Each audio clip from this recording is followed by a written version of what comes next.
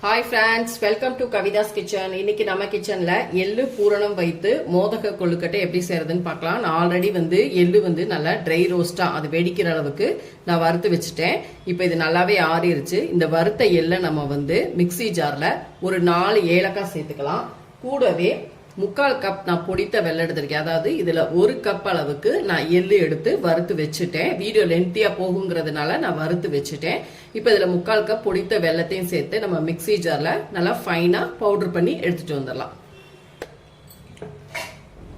Friends, kadai on பண்ணிட்டு first அடுப்பு on பண்ணிட்டு ஒரு கடாய் வச்சுட்டு 1/2 கப் அளவுக்கு துருவன தேங்காய் சேர்த்துட்டு நெய்ல நம்ம வறுத்து எடுத்துக்கணும். 1 டீஸ்பூன் மட்டும் நீங்க நெய் சேர்த்துக்கோங்க. நெய்ல நல்லா வறுத்துக்கோங்க. அப்பதான் நல்லா வாசனையா நல்லா இருக்கும் கொழுக்கட்டை சாப்பிடும்போது.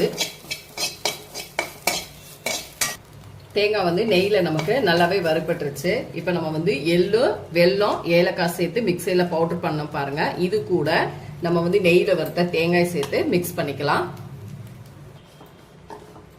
இப்ப நமக்கு ஸ்டஃபிங் ரெடியா இருக்கு. எள்ளு பூரணம் நமக்கு ரெடியா இருக்கு. இப்ப நம்ம மாவு பிசைய ஆரம்பிக்கலாம்.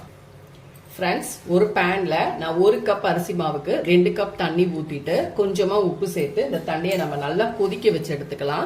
நல்லா கொதிச்சதுக்கு அப்புறம் நம்ம மாவு பிசைய ஆரம்பிக்கலாம். 1 கப் அரிசி மாவை ஒரு மிக்சிங் பவுல்ல சேர்த்துக்கிறேன். இப்ப இதுல நம்ம சூடு பண்ணி வச்சிருந்த பாருங்க, அந்த தண்ணிய கொஞ்சம் கொஞ்சமா சேர்த்துட்டு ஃபர்ஸ்ட் கரண்டில நீங்க மிக்ஸ் பண்ணிக்கோங்க. ஏன்னா தண்ணி நம்ம நல்லா கொதிக்க வச்சிருக்கோம். அப்படி நல்லா கொதிக்க வச்சுட்டு நம்ம மாவு பிசையும் போது அந்த சூட்டிலே மாவு நமக்கு நல்லா வெந்துரும். கொழுக்கட்டை இன்னும் நல்லா சாஃப்டா கிடைக்கும். நமக்கு கொஞ்சம் கொஞ்சமா தண்ணி சேர்த்து பிசைஞ்சுக்கலாம். இப்ப இதுல 1 டீஸ்பூன் மட்டும் நான் நெய் சேர்த்துக்கிறேன். நெய் சேர்த்துட்டு நம்ம பிசைஞ்சுக்கலாம். நீங்க நெய்க்கு பதிலா தேங்காய் எண்ணெய் கூட சேர்த்து பிசையலாம், அதுவும் நல்லா இருக்கும். இப்ப இதை நல்லா பிசைஞ்சுக்கலாம். இப்ப பாருங்க, மாவு நமக்கு இந்த அளவுக்கு நம்ம பிசைஞ்சிருக்கணும். அந்த சுடு சுடு தண்ணி நம்ம ஊத்தணும் பாருங்க. நல்லா சூடான தண்ணியிலே நமக்கு மாவு நல்லா வெந்துரும். இந்த அளவுக்கு நல்லா பளபளன்னு ஷைனிங்கா இருக்கணும். இப்ப இதை நம்ம ஒரு உருண்டைகளா எடுத்துக்கலாம்.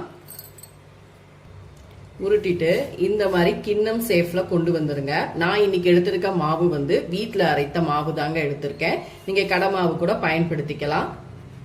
இந்த மாதிரி ஒரு கிண்ணம் சேஃப்ல நீங்க கொண்டு வந்துக்கோங்க.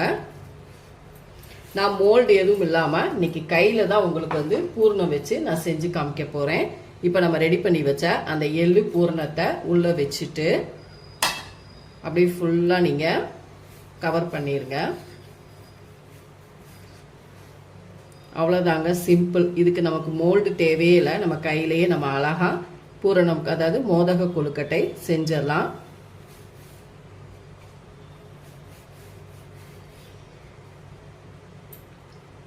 அவ்வளவுதாங்க, சூப்பரா வெடிப்பு விரிசல் எதுவும் இல்லாம அருமையா நம்ம கொழுக்கட்டை பண்ணியாச்சு. இப்ப இதே போல எல்லா மாவுகள்லயும் நம்ம எள்ளு பூரணம் வச்சு மோதக கொழுக்கட்டை ரெடி பண்ணிட்டு பார்க்கலாம். இப்ப நமக்கு கொழுக்கட்டைகள் ரெடியா இருக்கு. இங்க பாத்தீங்கன்னா அடுப்புல நான் இட்லி பாத்திரத்துல இட்லி துணி விரிச்சிட்டு ரெடியா வச்சிருக்கேன். இப்ப நம்ம ரெடி பண்ணி வச்ச மோதகத்தெல்லாம் உள்ள வச்சிடலாம்.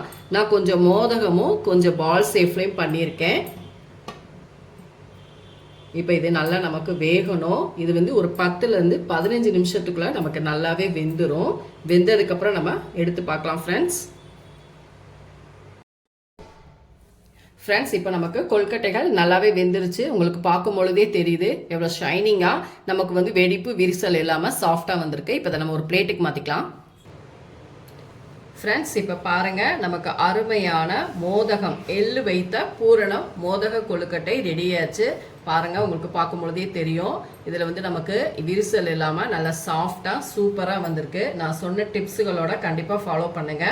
நெய் சேர்த்து மாவு பிசைஞ்சுக்கோங்க. அதே போல நல்லா சூடான தண்ணியில கொதிக்க வச்சுட்டு மாவு பிசைஞ்சிங்கன்னா கொழுக்கட்டை ரொம்ப நேரம் வரைக்கும் நமக்கு நல்லா சாஃப்டா இருக்கும்.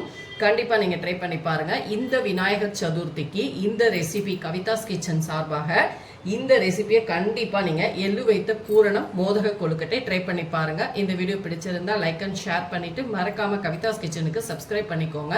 கூடவே பெல் பட்டனை கிளிக் பண்ணுங்க. அப்பதான் நம்ம வீடியோஸ் எல்லாமே உங்க நோட்டிபிகேஷனுக்கு வரும். ஃபேஸ்புக்லயே ஃபாலோ பண்ணுங்க. அடுத்த வீடியோல உங்களை சந்திக்கிறேன். தேங்க்யூ.